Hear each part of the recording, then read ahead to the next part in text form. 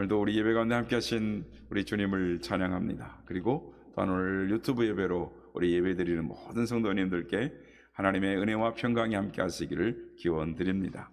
오늘 말씀 제목이 말씀대로 살고 싶으세요 나와 있습니다. 하나님의 말씀은 살아있고 활력이 있어서 좌우의 날선 어떤 것보다 예리하여 혼과 영과 관절과 골수를 찔러 쪼개기까지 하며 또 마음의 뜻과 생각을 판단하십니다. 성도 여러분, 하나님의 말씀은 살아 있습니다. 운동력이 있습니다. 능력이 있습니다. 그래서 말씀대로 살면 하나님이 예비하신 은혜와 축복이 있습니다. 승리가 있습니다. 여러분, 이 말씀을 믿으십니까? 이 말씀을 믿으십니까? 안 들리지만 아멘 하신 줄로 믿습니다. 그런데 여러분, 말씀대로 사십니까? 말씀대로 살고 싶으십니까? 말씀에도 살아있는 말씀과 죽은 말씀이 있습니다. 살아있는 말씀은 움직인다라는 것입니다. 변화한다라는 것입니다. 그런데 죽은 말씀은 움직이지 않습니다. 변화가 없습니다. 여기에 우리의 고민이 있습니다. 하나님의 말씀은 살아있는 능력의 말씀입니다. 혼과 영과 관절과 골수를 찔러 쪼개는 하나님의 능력의 말씀입니다. 그런데 말씀대로 살면 그렇게 되는 줄 알면서도 믿는 대로 말씀대로 살지 않는다라는 것입니다. 지난 수요일과 금요일의 말씀은 말씀이 살아있다라는 것입니다. 사명을 감당하기 위해서는 눈물의 골짜기, 눈물의 기도가 필요하다라고 말씀을 나누었습니다. 말씀이 능력 있기 위해서는, 말씀이 살아있기 위해서는 하나님의 말씀을 나의 인생의 주인으로, 나의 생명의 주인으로 인정하고 받아들이면, 그러면 그 말씀이 능력의 말씀이 됩니다. 사명을 이루기 위해서 눈물 골짜기를 지나야 하고 눈물 골짜기를 통과해야 합니다. 사명을 이루기 위해서는 눈물 흘리를 각오를 해야 하는 것입니다. 그러니까 이루고자 하는 사명이 있다면 눈물의 기도를 해야 할 테인데, 우리가 지난 한 주간 동안 수요 예배, 금요 예배를 우리가 하나님 앞에 하면서 정말 살아계신 하나님의 말씀이 내 삶 가운데 능력으로 나타나기를 소망했는가? 아니, 내게 주신 사명을 이루기 위하여 내가 기도했는가? 내가 정말 이 사명을 눈물 위에 기도하며 하나님, 이 사명 이루게 해주세요 라고 했는가? 우리가 돌이켜 볼 때 그렇게 하지 않는다라는 것입니다. 여러분, 왜 그렇게 하지 않는 것일까요? 오늘 보면 107절 말씀입니다. 나의 고난이 매우 심하오니 여호와여 주의 말씀대로 나를 살아나게 하소서. 고난이 있기 때문입니다. 말씀대로 살려고 맹세하고 결심했는데 결심하는 그 순간부터 신앙생활이 짐이 되고 지치고 힘들고 고난스럽고 결국에는 생명의 위기까지 왔다라는 것입니다. 성도 여러분, 하나님의 말씀이, 하나님께서 하시는 말씀이 여러분에게 위로가 되고 능력이 되십니까? 매번 그렇지는 않을 것입니다. 하나님의 말씀이 짐이 될 때가 더 많습니다. 진실하게 말씀을 접하거나 진실하게 말씀대로 살려고 하는 성도들을 만나면 이렇게 말씀들을 하시는 것을 보게 됩니다. 목사님 말씀대로 살려고 하니 살기가 너무 어려워졌어요. 제 마음대로 살 수가 없어요. 이제는 미워하는 사람은 미워하며 살았는데 사랑해야 한다고 생각하니, 사랑하려고 하니 너무 불편해요, 힘들어요 라는 말을 하는 것을 듣습니다. 성도 여러분, 목사인 저도 크게 다르지 않습니다. 매주 말씀을 묵상하고 설교를 준비하지만 하나님의 말씀을 읽을 때 그때마다 위로와 격려만을 하나님이 주시는 건 아닙니다. 책망하실 때도 있습니다. 하나님의 말씀대로 살지 못할 때가 더 많기 때문에 하나님의 말씀을 대할 때 부담스러울 때가 참 많습니다. 하나님이 이렇게 말씀하시지 않았으면 좋겠는데 라고 생각하고 말씀을 대하면 그 말씀 앞에 부족한 저의 모습을 볼 때가 참 많이 있습니다. 어떨 때는 겸손해지는 정도가 아니라 자존감이 무너지는 것입니다. 내가 잘할 수 있을까? 아니, 내가 무엇을 할 수 있을까? 말씀을 대하게 되면 철저하게 하나님은 말씀을 통해 낮아지게 하는 것입니다. 스스로 잘하고 있다라고 착각하게 빠지게 되면 말씀은 어김없이 그 생각에 찬물을 끼얹으시는 것입니다. 그래서 말씀이 들리는 것이 불편할 때가 있습니다. 말씀이 힘이 되기보다는 짐이 될 때가 있습니다. 말씀을 바르게 듣게 되고 바르게 듣는 사람일수록 신앙생활이 짐스러워지는 것입니다. 성도 여러분, 우리가 신앙생활하는 이유가 무엇입니까? 우리의 삶을 통해서 예수 그리스도를 드러내는 것입니다. 예수님만이 참 생명이시다. 예수님이 우리를 사랑하사 우리의 모든 죄를 위하여 십자가에서 죽으시고 우리에게 하나님의 영광의 보좌를 버리시고 하나님의 생명을 주셨다. 그래서 예수 그리스도 안에서 신령한 복을 소유한 자가 되었다. 그래서 우리는 세상의 가치로 사는 자가 아니라 하늘의 가치로 사는 사람이다. 우리를 통하여, 우리의 삶을 통하여 예수 그리스도를 드러내는 삶, 그것이 예수 믿는 삶의 삶인 것입니다. 베드로전서 2장 9절에 의하면 그러나 너희는 택하신 족속이요 왕같은 제사장들이요 거룩한 나라요 그의 소유된 백성이니 이는 너희를 어두운 데서 불러내어 그의 기이한 빛에 들어가게 하신 이의 아름다운 덕을 선포하게 하려 하심이니라 라고 말씀합니다. 우리를 구원하신 하나님, 우리를 사랑하신 하나님, 그 하나님의 아름다운 덕을 선포하게 하려다라고 말씀하고 계십니다. 성도 여러분, 우리가 교회를 개척하고 나서 코로나 때문에 작년에 또 올해 이렇게 많이 움츠렸습니다. 그런데 올해부터는 이 전도를 하려고 합니다. 그리고 여러분들 전도를 해보셔서 아시겠지만 길거리에서 전도지를 나눠주면 이 전도지를 받지를 않습니다. 그래서 우리 교회는 일회용 마스크를 이 비닐에 넣어가지고 거기에다가 이 교회 이 라벨지를 이렇게 글자를 라벨지를 붙였습니다. 그리고 라벨지에 우리 주위에 선한 이웃사촌이 있다면 얼마나 좋을까요? 저희 교회는 그런 교회가 되기를 소망합니다 라는 글귀를 써서 이 라벨지를 붙여가지고 우리 교회 건물 상가에 이 마스크들을 또 챙겨드리고 우리 교회를 알리려고 우리 교회 주변에 빌라와 주택 단지에 돌면서 우편함에다가 일회용 마스크들을 이렇게 꽂아 놓았습니다. 그런데 여러분, 우리 교회 주변에 성도들이 얼마나 많이 사시는, 이 사람들이 많이 사는 줄 아십니까? 우편함에 마스크를 넣다 보니까 저도 놀랐습니다. 교회 주변에서 직선거리로 이렇게 100m 정도 되다 보면 이 우편함에 넣는데 우편만 해도 이 3,000세대가 넘더라는 것입니다. 그러니까 이 직선거리로 해서 이렇게 금빛공원으로 해서 20m 도로로 해서 교회 이 반대편에 홈플러스 쪽은 가지 않더라도 주변 쪽에 다 가보니 이렇게 많이 사는 사람 있는가? 우편함에 마스크를 꽂다 보면 그곳에 사는 사람들이 마스크를 버리지 않습니다. 그리고 왜 마스크를 주냐고 그러면서 이 우편함에 이 마스크를 꽂아도 이 화를 내지 않습니다. 이 마스크를 꼽지 못하게 하지 않습니다. 그래서 마스크를 꽂다 보니 우리 주위에 이렇게 많은 사람이 사는구나, 예수를 믿지 않는 사람이 이렇게 많구나라는 생각이 들었습니다. 그래서 제가 이 수요 성경 공부하시는 우리 성도님들께, 집사님들께 이 마스크를 한번 꽂아보자, 우리 교회 전도 지역을 한번 돌아보자. 그래서 주일 오후에 이 마스크를 꽂았습니다. 그랬더니 이 반응이, 함께 하신 우리 집사님들도 이렇게 우리 주위에 많이 사는 줄 몰랐다, 이렇게 촘촘하게 예수 믿지 않는 사람들, 우리가 전도해야 될 사람들이 이렇게 많은지 몰랐다라는 것입니다. 여러분, 무언가를 해 보아야 그것의 실체가 드러나는 것입니다.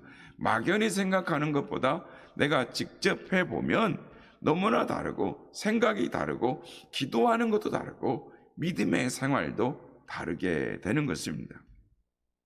마스크를 꽂다 보니 제 마음에도 전도의 열정이 생겼습니다. 전도해야 될 텐데. 근데 이런 마음이 저의 자녀에게도 전달이 되었던 것 같습니다.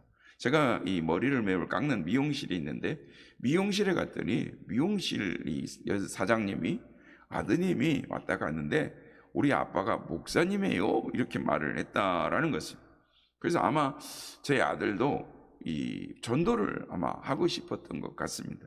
그래서 그러냐고 내가 목사라고 제 신분을 밝히고 전도를 했습니다. 그런데 돌아오는 반응은 냉담했습니다. 대화를 하면 할수록 저의 마음속에 답답함과 마음속에 분함이 있었습니다. 그것은 우리 기독교가 신천지와 다를 것이 무엇이냐라는 것입니다. 본인이 아는 언니 중에 신천지를 다니는 신도가 있는데 그분이 너무나 착하다라는 것입니다. 사랑도 많고 잘 챙겨주고 친절하다라는 것입니다. 그런데 교회에 다니는 사람들은 아니다라는 것입니다. 교회 다니는 사람들은 너무 깍쟁이 같고 자기 욕심만 생각한다라는 것입니다. 대화가 길어질수록 심지어 여호와 증인보다 못하다라는 이야기를 듣게 되었습니다. 여호와 증인들의 삶이 본받을 만하다라는 것입니다. 가족 중심적이고 사람들이 진실하다라는 것입니다. 그런데 교회를 다니는 사람들은, 기독교인들은 그렇지 않다라는 것입니다. 작년 기독교 6월 달에, 그러니까 작년 6월에 기독교 실천윤리위원회에서 6월에 한 달간 매주 월요일 날 언론과 또한 이후 종교와 정치와 시민사회의 이 오피니언 리더를 초청해가지고 이 개신교 바깥에서 보는 이 교회의 모습을 보는 자리를 마련을 했습니다. 주제는 한국 교회의 민낯이었습니다. 이 토론 결과, 이 코로나19 관련 주요 집단별 개신교 인식 조사 중에 전체적으로 교회는 코로나19에 잘 대응하고 있나라는 질문이 있었는데, 거기에 목회자들은 79.7%가, 그러니까 80%가 뭐라고 대답했냐면 잘 대응하고 있다 그랬어요. 개신교인들은 58.6%가 잘 대응하고 있다, 긍정적으로 답변을 했습니다. 그런데 비개신교인들은 12%만 긍정적으로 대답을 했다라는 것입니다. 온도 차이가 너무나 많이 나는 것입니다. 교회는 사회가 교회에게 요구하는 목소리를 잘 이해하고 있는가라는 질문에서도 목회자 66.3%는 또 개신교회 교인 65.5%는 사회가 교회에게 요구하는 소리를 잘 이해하고 있다라고 이렇게 평가를 했습니다. 그런데 비개신교인들은 거기에 긍정적인 답변을 한 사람은 15%에 불과했다라는 것입니다. 이 교회 내에서와 교회 바깥에서의 사람들이 인식하는 갭의 차이가 너무 크다라는 것입니다. 우리가 코로나 지금 3년의 기간을 보내고 있습니다. 그런데 교회는 잘 대처하고 있다, 또 사회의 요구를 잘 수용하고 있다, 이렇게 평가하고 있는데 사회는 그렇지 못하다라고 이야기를 한다라는 것입니다. 영국에서 있었던 일입니다. 모 일간지에 자신의 삶이 행복하다고 생각하는 사람들은 이 자신의 삶을 무엇 때문에 행복한지, 행복한 내용들을 다 기록해서 이 신문에 나와 있는 주소로 보내면 그 중에 이 내용을 추려가지고, 그래서 당선이 되면 그 사람에게 상금으로 $20,000를 준다라고 광고를 했습니다. 그래서 수많은 사람들이 자신의 삶이 이래서 행복하다, 저래서 행복하다, 자신의 행복한 삶의 라이프 스타일들을 기록해서 수많은 편지가 그 광고에 내온 이곳으로 갔습니다. 그리고 이 당선된 사람을 발표한다라는 그 당일 글에 이렇게 되어 있었습니다. 당신의 삶이 그렇게 행복하다면 왜 2만 달러가 필요한가? 당신이 행복하단 말은 거짓말이다. 저는 이 글을 읽고 얼굴이 화끈했습니다. 우리 그리스도인들의 숨겨진 치부를 보는 것 같았습니다. 우리는 예수만이 소망이고 우리의 만족이라고, 우리의 행복이라고 해놓고 우리는 세상의 욕심과 육신의 정욕과 안목의 정욕과 세상의 쾌락을 추구하는 삶을 살고 있지 않나라는 생각을 하게 되었다라는 것입니다. 성도 여러분, 말씀대로 살기를 원하십니까? 말씀대로 살고 있습니까? 코로나로 인해서 많은 개척교회가 사라지고 있습니다. 제가 아는 목사님들 중에 교회가 안 되니까 교회를 닫아놓고 보험 영업사원을 하시는 분이 있습니다. 어떤 분은 호텔 청소를 하는 분이 있습니다. 밤새 남들이 올 때까지 밤새 청소를 하는 것입니다. 어떤 분은 택배 일을 하고 있습니다. 어떤 분은 아파트 보일러 그 밑에 취직하겠다고 아파트 보일러 공부를 하고 있는 분이 있습니다. 그래서 제가 아는 한 목사님께, 형님, 그래도 목회는 해야 되지 않겠습니까? 주님의 교회는 지켜야 되지 않겠습니까? 그랬더니 나는 목회를 그만두려네. 처자식을 책임져야 하는데 내가 아무것도 하지 않고 있는다는 것에 대해 견딜 수가 없네. 교회 성도들을 만나서 이야기를 해도 대화가 안 돼. 내가 잘못 산 것 같아 라고 말을 하는 것입니다. 저는 그 이야기를 들으면서 예수를 믿는다는 것이 무엇일까? 목회를 한다라는 것이 무엇일까? 과연 나는 하나님의 말씀대로 살고 있는가라는 생각을 했습니다. 그리고 생각나는 사람이 있었습니다. 오래전에 돌아가셨지만 이 팔복 영상에 나온 최춘선 할아버지가 생각났습니다. 팔복 영상에 나오는 그 할아버지의 모습은 맨발에 더럽고 지저분하고 굳게 딱딱하게 굳어진 발과 손, 그리고 그 모양은 말 그대로 노숙자였습니다. 그런데 인터뷰를 하다 보니까 그분은 모두가 아는 땅 부자였습니다. 김포의 일대가 그분의 것이었습니다. 땅을 팔아서 교육 사업을 하고 땅을 팔아서 가난한 사람들을 다 나눠주고 그분은 노후에 맨발로 다니면서 예수 믿으세요. 예수 믿으면 행복합니다 하면서 복음을 전하는 것이었습니다. 아마 그분은 하나님 나라에 갔을 때 주님으로부터 많은 위로와 칭찬과 상급이 있으리라 믿습니다. 그리고 떠오르는 가사가 예수님처럼 바울처럼 살 수는 없을까 였습니다. 예수님처럼 바울처럼 살 수는 없을까? 자신들의 온몸을 버리셨던 것처럼. 성도 여러분, 말씀대로 살고 있습니까? 말씀대로 살기를 원하십니까? 요즘 저는 생각합니다. 말씀대로 사는 것이 무엇일까? 오늘 보면 105절에 보면 주의 말씀은 내 발의 등이요 내 길에 빛이니이다. 또 106절에 보면 말씀대로 살기로 작정했다라고 말합니다.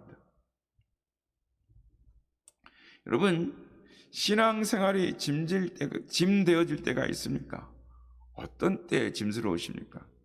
하나님께서 위로의 말씀을 주시면 눈물을 흘리면서 하나님은 내 마음을 다 아시는 분입니다 라고 감사하다가 내가 실천하기 힘든 일, 애써 외면하고 싶은 말씀이 들리면 성도는 그새 표정이 바뀌는 것입니다.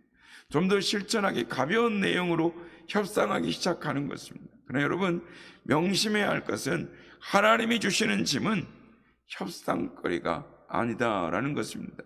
하나님이 인도해 주시는 길을 보면서 하나님, 그 길은 힘들기 때문에 가지 않겠습니다라고 말하는 것이 옳은 것일까요? 아니면 하나님이 말씀해 주시는 길이니 그 길이 힘이 들어도 가겠습니다. 감당할 수 있는 힘을 주세요라고 기도하는 것이 옳은 것일까요? 성도 여러분, 하나님은 우리에게 말씀하실 때 우리가 감당하기 어려운 부담스러운 일들을 말씀하실 때가 많이 있습니다. 하나님의 말씀대로 살기로 작정하는 순간 고난이 있습니다. 힘든 일이 있습니다. 지치게 하는 일들이 있다라는 것입니다. 여러분, 하나님의 말씀대로 사는 것이 무엇일까요? 저는 그것이 거창한 것이 아니라 하나님을 신뢰하는 것이라고 생각합니다. 내 삶에 부담스러운 일이 있지만 하나님이 그것을 통하여 내 삶을 인도해 가시고 그것을 통하여 하나님의 뜻을 이뤄가는 것을 믿는 것이다 라는 것입니다. 예전에 TV에서 91살 되신 할머니가 나오셨습니다. 그래서 방송에 인터뷰하는 사람이, 기자가, 할머니 소원이 무엇입니까? 그랬더니 건강하게 오래 사는 겁니다 라고 말합니다. 왜 건강하게 오래 살기를 원하십니까? 그랬더니 알고 봤더니 그 할머니에게 지체장애에 70살이 넘은 딸이 있었습니다.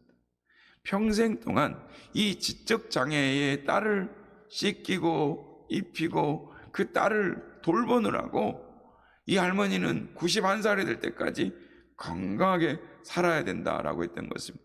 그래서 이 할머니는 다른 할머니들보다 몸이 좀 건강합니다.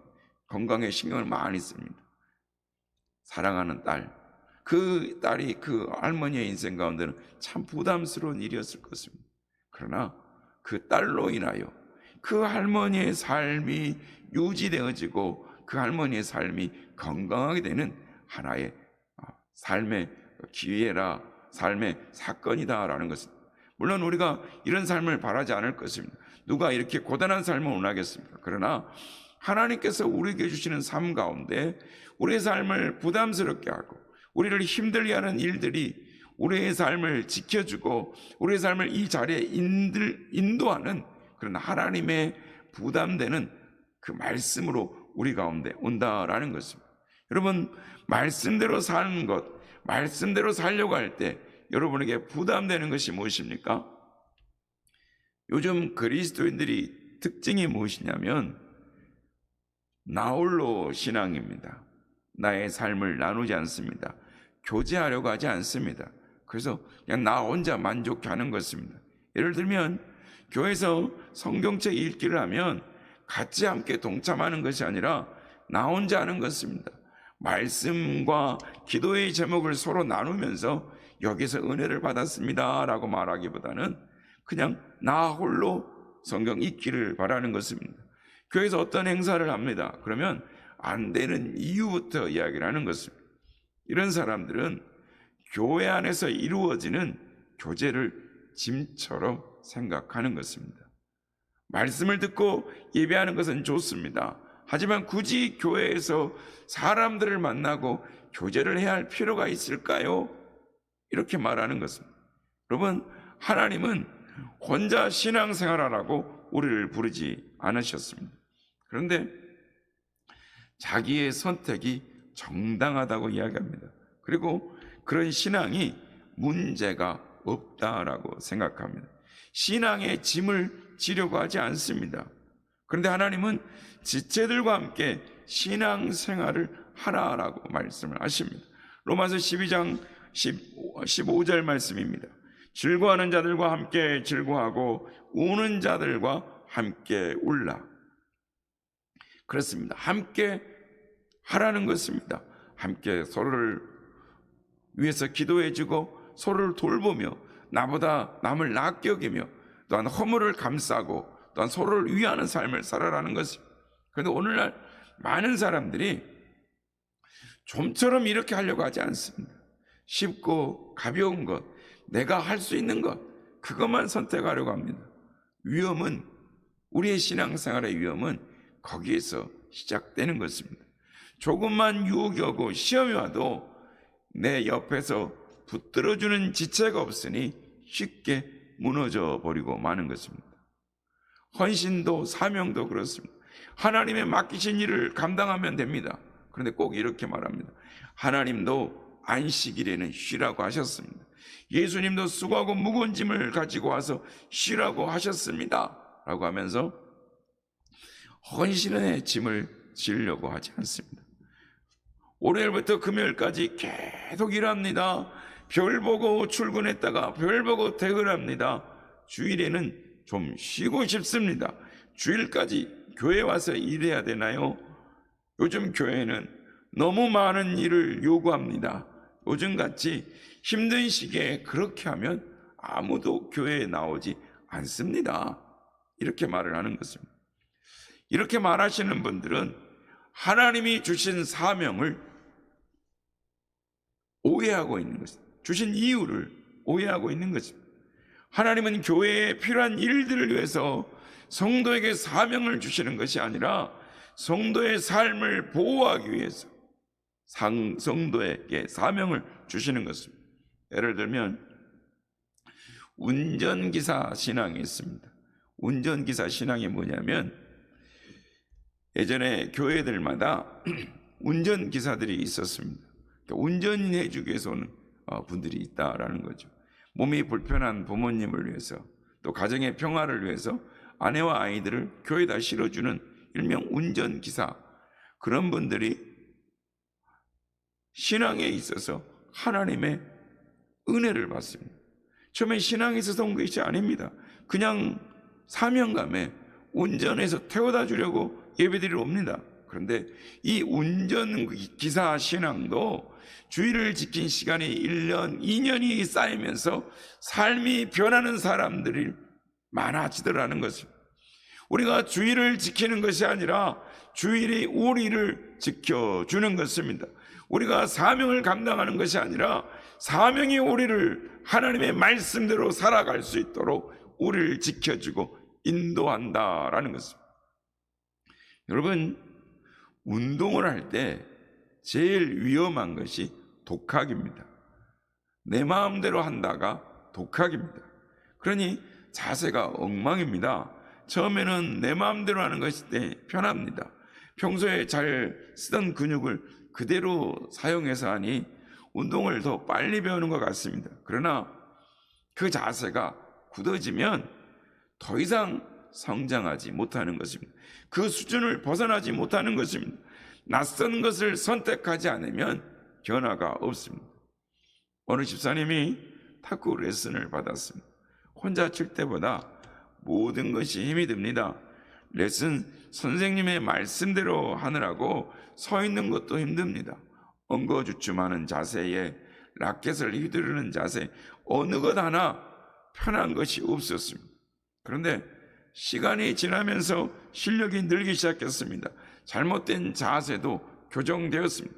익숙함이 무너지고 새롭게 되었습니다. 내 마음대로 하면 편합니다. 그러나 달라지지 않습니다. 내 뜻대로 할 수 없으면 불편합니다. 그러나 그때부터 삶이 달라지는 것입니다. 성도 여러분, 하나님의 말씀대로 산다라는 것 힘이 듭니다. 모든 것이 불편합니다. 원망의 말을 하던 사람이 감사의 말을 하려고 하니 불편합니다. 복수할 생각을 하다가 사랑을 생각하고 사랑을 말하려고 하니 불편합니다. 처음부터 하나에서 10까지 다 불편합니다. 그런데 레슨을 받는 동안 내가 달라지는 것입니다. 성장하는 것입니다. 나를 괴롭히는 사람 때문에 더 이상 힘들어하지 않게 되는 것입니다. 나를 어렵게 하는 문제 때문에 더 이상 스트레스를 받지 않게 되는 것입니다. 왜냐하면 하나님의 인생의 레슨을 받다 보니까 삶이 달라지게 되는 것입니다. 사랑하는 성도 여러분, 성경 말씀에서 하나님이 우리에게 새로운 요구를 하시는 이유는 우리에게 새로운 삶을 주시기 위해서입니다. 가늠하다가 현장에 잡힌 여인에게 예수님께서 새로운 요구를 하셨습니다. 가서 다시는 죄를 범하지 말라. 그 여인에게 새로운 길을 알려주신 것입니다. 손가락질 받는 삶에서 당당하게 사는 삶을 열어주신 것입니다. 성도 여러분, 새로운 삶을 살기를 원하십니까? 하나님의 말씀을 축복으로 받으면 됩니다. 말씀에 순종하는 낯선 삶, 불편한 삶을 선택하면 됩니다. 하나님의 말씀이 불편하게 들릴 때가 있습니다. 경고의 말씀처럼 들릴 때가 있습니다. 그때에 우리의 삶이 달라질 때인 것입니다. 새로운 삶으로 도약할 때인 것입니다. 그 말씀에 순종하면 새로운 삶을 누릴 수 있게 되는 것입니다.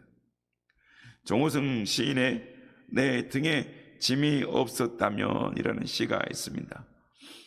내 등에 짐이 없었다면 나는 세상을 바로 살지 못했을 것입니다. 내 등에 있는 짐 때문에 늘 조심하면서 바르고 성실하게 살아왔습니다. 이제 보니 내 등의 짐은 나를 바르게 살도록 한 귀한 선물이었습니다. 내 등에 짐이 없었다면 나는 사랑을 몰랐을 것입니다.